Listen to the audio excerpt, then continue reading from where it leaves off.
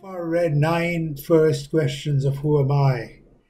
For those of you who may or may not know, these were the questions asked by one of the devotees, Shiv Prakasham Pillai, in the year 1902, when Raman Maharshi was not known as Raman Maharshi. He was a non-entity living on the slopes of Arunachala on the mountain, about 40 minutes walk up north on the mountain, when he was known as Brahmana Swami. The town did not really know who he was, and everybody had started calling him Brahmana Swami. And Shiv Prakasham Pillai was a master's in philosophy, slightly older than him, working for the revenue department, visiting Tiruvannamalai, heard about Raman Maharshi as Brahmana Swami, and decided to go to him and clarify his doubts. That's how he asked these questions, and that would eventually then become the axiom, the compendium of the knowledge of the only real teachings Bhagavan really gave one-on-one to anybody. And this Who Am I, published as a booklet in 1923, almost 21 years after he had talked to Bhagavan, has been translated in roughly about 70 languages. I may be wrong, but it has been translated in most languages, and is hundreds of thousands of copies have been printed and are taken by devotees. This is an easy booklet, and yet it is one of the most difficult booklets one would read in one's life. This is nothing but about self-inquiry. What is it that I am? Who is it that I am? Where have I arrived here from? Whence am I? I have not arrived here just in this birth. And it is not about reincarnation. It is not about the philosophy of birth and deaths. It's a faith. It's a deeper level of understanding that does not usually come up to the surface in our daily interactions because of the limitations of our minds.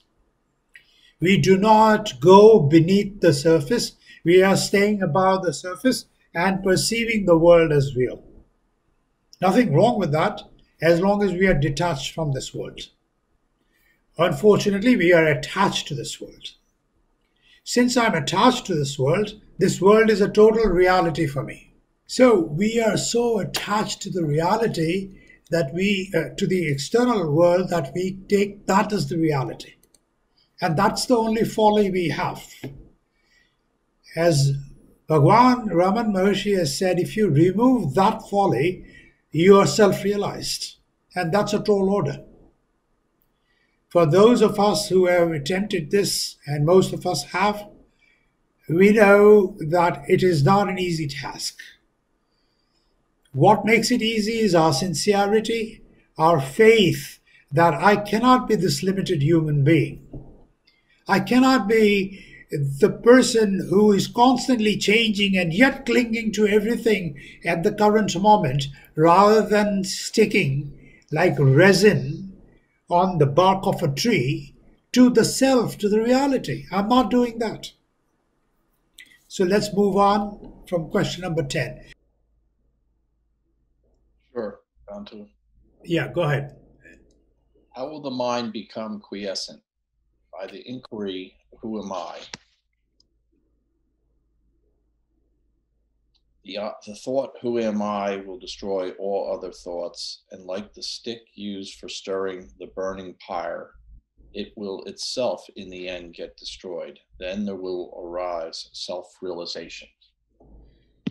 So very simple, very terse. Bhagavan says, just continuing the inquiry, who am I? Letting that become the primordial thought. Then that thought itself will overcome other thoughts. Destruction of the other thoughts is a very deeper meaning here. Will my thoughts cease to exist? No, they will not. Oh, will I then not think of anything? No, you will. I will be continuing to pursue my life exactly the way I do. I will get up and go to work, or lament about not having work, or be depressed about whatever is happening in my life, or be jubilant and exuberant about it. All those ups and downs and permutation combinations will continue. But the who am I will destroy other thoughts, meaning these thoughts will not become your own. You would not act upon it. It will not touch you. You will not be fazed by it, F-A-Z, fazed by it. You will not be perturbed by it or clamored by it, nor will it conflate with you, amalgamate with you to do something else out of it, and you remove yourself from the activity to whatever extent one can, being detached from it. It will destroy all other thoughts, and like the stick used for stirring the burning pyre, it will itself in the end get destroyed. The thought itself will get consumed eventually if we pursue with who am I. And this inquiry does not exist only one lifetime, it exists beyond one lifetime. Then there will arise self-realization. So that burning of the stick, as Bhagavan says, that stick itself will get burnt like the pyre, stirring the burning pyre.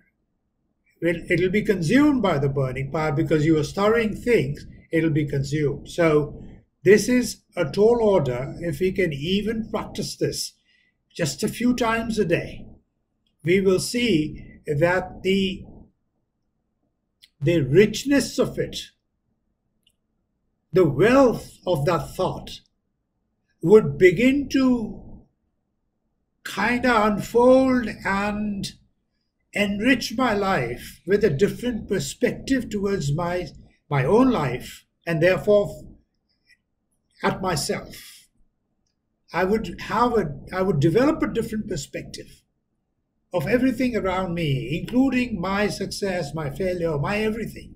What is the means for constantly holding on to the thought, who am I?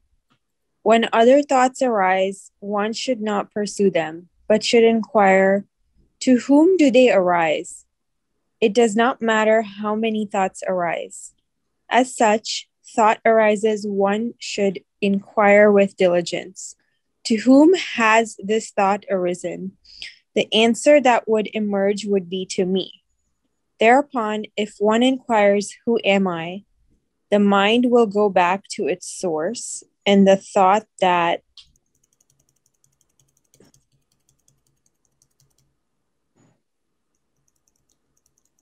arose will become quiescent.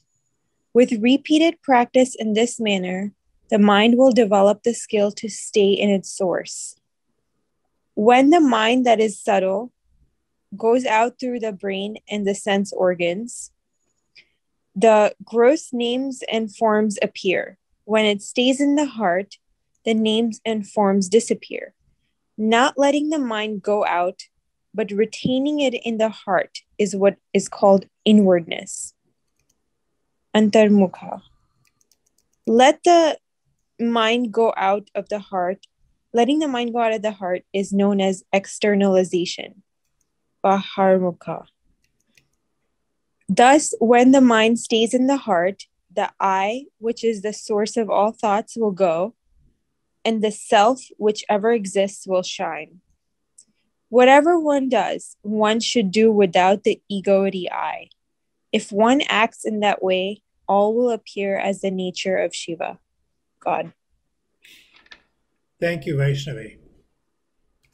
When other thoughts arise, one should not pursue them, but should inquire to whom did they arise. So even when I am, as one-on-one, many of us have talked, what do I do when I'm trying to control something? Just to inquire, to whom is this thought? For whom is this thought coming? From where is it coming? Arising from where? Just doing that. Thought will still continue. You will still take some action. You will not be able to avoid that. That all is karma. That's all karma yoga. Karma theory playing right in this body as your prarabdha. It will continue. So Bhagavan says when other thoughts arise, one should not pursue them. Meaning, do not implement them. That goes towards surrendering, not acting upon something that I think I must act upon this, otherwise what will happen? If you step back, it will still take its exact, that course which it is destined to take. Nothing is going to change because of my acting upon it. Otherwise there would have been no accidents in life. I would have never burnt a finger, I would have never met with an accident, but things happen. So when other thoughts arise, one should not pursue them, but should inquire to whom do they arise. It does not matter how many thoughts arise. Thoughts are a cascade, just like the waves of the sea, one after the other, they keep coming. It does not matter how many thoughts arise. As each thought arises, one should inquire with diligence to whom has this thought arisen? Where has it come from? Where did it arrive from? The answer would be, obviously, to me. Thereupon, if one inquires, who is this me? Who am I? The mind will go back to its source. Now, and with repeated practice in this manner, the mind will develop the skill to stay in its source. So all we need to do is repeated practice. Let's not worry about the mind getting absorbed in the source at this stage. And yet, when it happens, it'll happen in a flash. When jnana, when knowledge dawns, when one becomes self-realized, it happens in a flash. And that person can never explain it to anybody else because he is the self. He or she, that entity has become the self. So with repeated practice in this manner, the mind will develop the skill to stay in its source. When the mind, that is subtle, goes out through the brain, through the mind, and the sense organs, the gross names and forms appear. When it stays in the heart, the names and forms disappear. When the mind that is subtle goes out through the brain and the sense organs, the gross names and forms appear. When it stays in the heart, the names and forms disappear. Heart is a big word here that Bhagavan constantly used all his life to connote, denote, signify the source of everything that he wanted us to understand.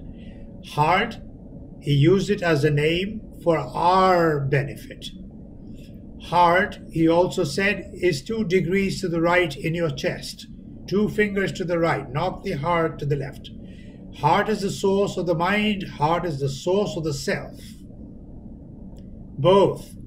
Shakayordai, Updesaram Shloka also talks about it. The source of the mind and the breath. The mind, breath and self. He said they merge in the heart. They emerge from the heart. So when it stays in the heart, the names and forms disappear. Not letting the mind... Shall I continue? Does anybody want to comment at this stage? Or shall I finish the whole question, then we can open it up? Bantu? Yes, Francis, go ahead. On the heart, yeah. You know, that if you could just speak to that a moment more, because it does become, the mind wants to come in, see it as the physical heart, and it's very subtle to try and I just want you to clarify that a little more. Sure, I will.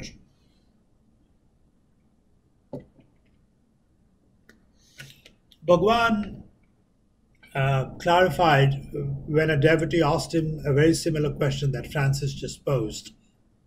The devotee asked, and I don't remember the exact words, but the devotee said, Bhagavan, you tell us that my heart is not this physical heart, the organ that pumps the blood. You tell me that my heart is a little bit to the right, 2 degrees to the right, or 2 fingers to the right of my chest. So how do I really focus on that?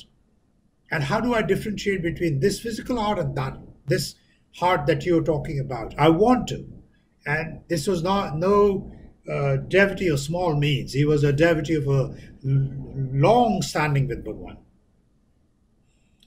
And Bhagwan said this, and Bhagwan was always very subtle. Bhagwan never spoon-fed any of his devotees ever. He always pointed them back to the source. Bhagwan only said in this instance that since you are so attached to the definitions and objects, and since you compelled me to tell you where this heart that I talk about is, and you would only understand when I objectify it, I objectified as being in your chest towards the right. But in actuality, these are Bhagwan's words, and this I quote, it's only a feeling. What does that mean? Now let's understand this. These are the words of a sage who spoke from his own experience. The heart that he is talking about is a feeling that arises within me, and we all have experienced it. As Bandhu has many times in the past mentioned, haven't we all experienced the moment of sudden fear or sudden jubilation, something that happened out of this world, and we have experienced it, and there was something in our heart that made you feel that?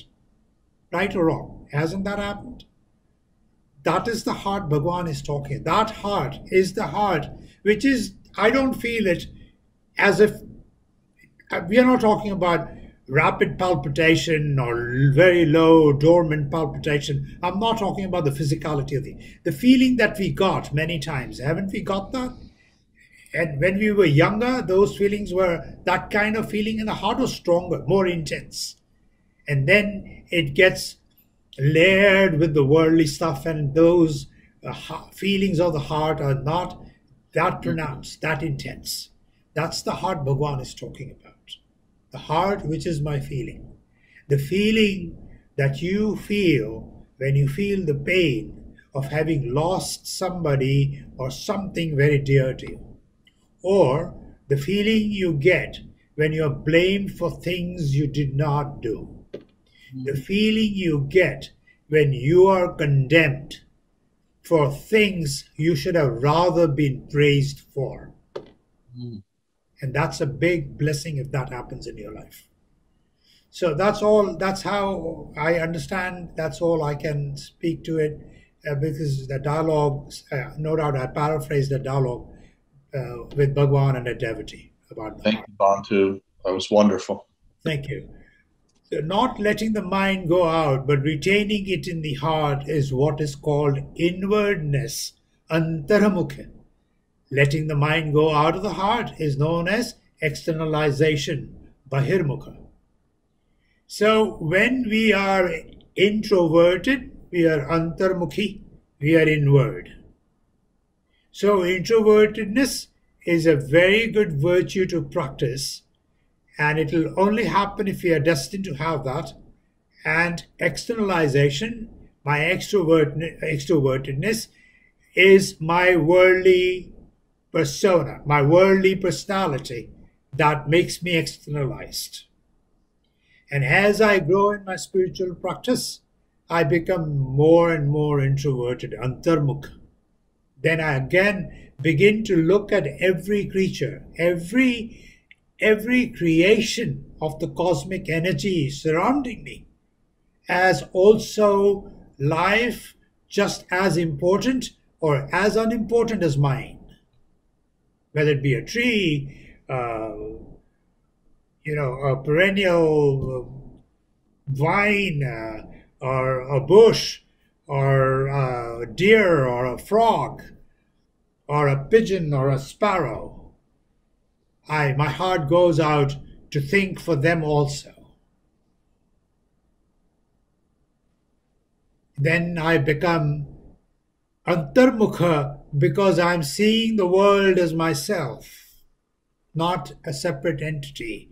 And when only that happens, that begins to happen. It doesn't happen for us. It begins to crawl in when our ego is controlled. Ego is controlled with the constant thinking of who am I, whence am I, what the heck am I doing?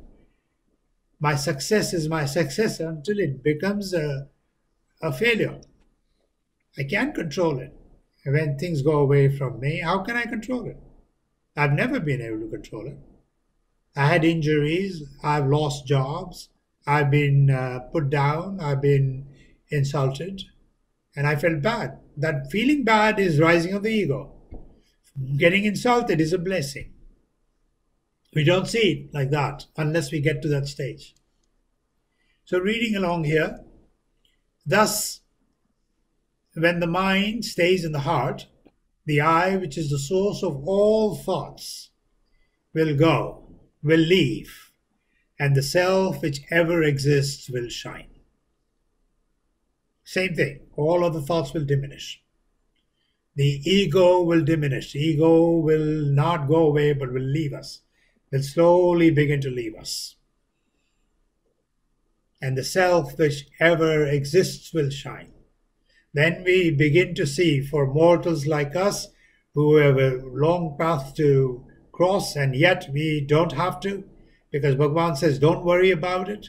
You are realized here, right now. You are the self. But you have put on a garb. That's why you don't think you are the self. That's why we think we are not the self. And that itself begins to make more sense to us. Yes, I really am not this success or failure. My definitions, drop my definitions, drop everything, because my definitions are not under my control anyway. I'm not the same that I was 10 years back, 20 years back, 30 years back. So that self which ever exists will shine. That alone exists. Whatever one does, one should do without the egoity I. If we can just diminish our ego, if we can just begin to just chip it off, just a tad bit every time, in every situation. But you think how we try to win every argument, how we strive to prove our point. And many times we are 100% right. I don't deny that. And yet to back off at that time, let the thought arise, who is arguing? Who the heck is trying to prove this? I don't have to win. I can just withdraw, and stop, and see what an effect it will have for yourself. Not in a mundane sense, in a spiritual way, the enrichment you would feel would be in your heart. Whatever one does, one should do without the egoity I. If one acts in that way, all will appear as of the nature of Shiva.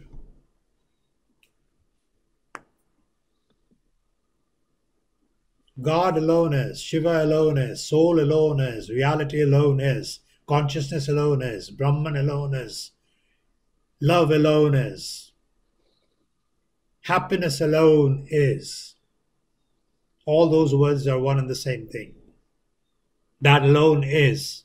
Everything else is dynamic, everything is waning and waxing all the time, just like the moon. That alone is which remains permanent, remains without dissipation, but does not get expended, does not get enriched more than what it is, because it is already whole. Om Purnamada Purnamidam Purnat Purnamudachyate. It is whole out of the whole. It is whole within the whole. It is the whole itself. It cannot have any other parameter or definition or permutation or combination. It cannot be, was, and will be. It is. It never was, it never will be. It is. That alone is. That is, Bhagavan called that the heart, just for our explanation, for our understanding, to give us the clarity. That's all. He was only 21 when he answered these questions, when he was maintaining silence, not of any volition, not of any dogmatic practice that he had initiated. He was later on asked, he said, I never maintained silence. I just did not feel the need to speak. So he was speaking, he was interacting at a very exalted level where he was not speaking to anybody. When Shiv Prakasham Pillai, who was slightly older than him, asked him these questions, he wrote them with his finger in sand. Or, if at all somebody brought a piece of paper or pencil, which rarely ever happened in this instance, this went on for more than a few days. These 28 questions, just to give you a historic background, were originally transcribed by the questioner as 13 or 14 questions. Eventually would get printed as 28 questions. But Raman Maharshi was only writing with his finger in the sand or on a piece of paper, as I said. I don't think it ever, and that is how he transcribed it. So these are not the words of a human being. So I hope you understand that connection. Everybody, and for those who may be new, that is how it came about. But let's move on. Any other comment? Just to back up what Bandhu's saying, it's interesting. One of the greatest, or the greatest 20th century Christian writer, Thomas Merton, once pointed to Ramana Maharshi. And again, this is like, the Christians, and I won't go into who I am, but the point is, Ramana didn't even write. He just was a reflection of the light. And this is a world we are embodied, and one does not keep a light under a blanket, as another wisdom teacher once said. But I'm telling you, one does not keep a light under a blanket. Thank you, Francis. I'm going to chant the verses I like to chant, and then to invoke the presence of Raman Maharshi, I'm just going to chant two of his verses that I love very dearly. The first one about when he was asked to write autograph himself, and the other one when one of the devotees left 3 words in front of him, Hriday Kuhar Madhye, without any volition. He just wrote it. I mean, of his own volition, he wrote it and left it in front of Bhagwan because he couldn't think of anything beyond that. Hriday Kuhar Madhye, in the cavity of the heart. And then Bhagwan finished the verse for him. And this is how they go. Ekamaksharam Hridhi Nirantaram Bhasate Swayam Likhyate Katham. And the second verse goes like this. Hridaya Kuhar Madhye Kevalam Brahmamatram Ayahamaham Sakshat Atmarupena Bhati Hridhi Vishamanasatsvam Shinvata Majjata Pavana Chalana Rodha Atmanishto Bhavatvam Pavana Chalana Rodha Atmanishto Bhavatvam Atmanishto Bhavatvam. Thank you all for sharing your heart, your true feelings with me. Thank you. And we all are on the same path. We are all devotees. None of us is a teacher. None of us knows. None of us is a subject matter expert. None of us have got to the stage where we need to get to. We are all on the same path. We are all there. And there's no difference between you and I and you. Thank you. Arunachala. Arunachala. See you next Saturday. Thank you, Bandhuji. Thank you, Mona. Thank you, everyone. Thank you, everybody. Thank you, Vaishnavi. Thank you, Dominic.